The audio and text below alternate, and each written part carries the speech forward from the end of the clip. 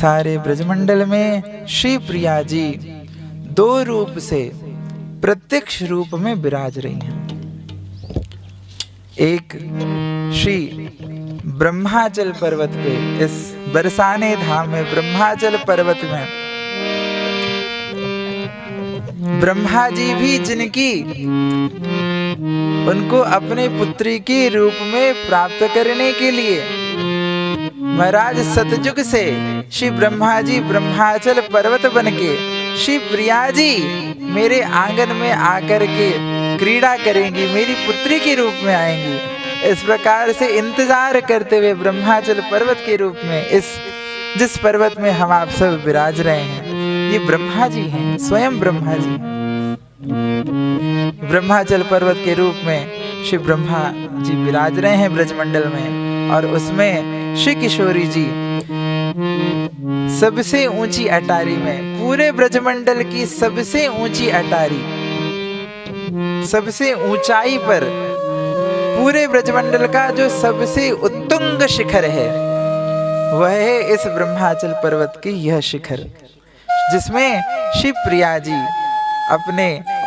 महल में श्री राधिता के रूप में विराज रहे हैं।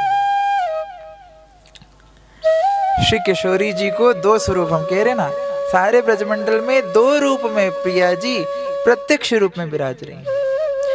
एक तो सब ब्रजमंडल का सबसे उच्च शिखर, यह निज महल प्रिया जी का, जिसमें सबकी स्वामिनी होकर के श्री प्रिया जी विराज रही हैं, और सारे पूरे ब्रजमंडल का सबसे गहरा स्थल, सबसे गहराई में भी सबसे गहरा कुंड है सारे ब्रजमंडल का, राधा कुंड। उस कुंड के अंदर एक और कंगन कुंड, सबसे गहरा स्थान, सब पूरे ब्रजमंडल की सबसे गहराई में प्रत्यक्ष रूप में श्री राधा कुंड के रूप में श्री प्रिया जी विराज रही हैं, और सारे ब्रजमंडल के सबसे उच्चतम शिखर पे श्री लाडली लाल के रूप में श्री प्रिया जी विराज रही हैं। पूरा ब्रजमंडल प्रिया जी के भाव से व्याप्त है,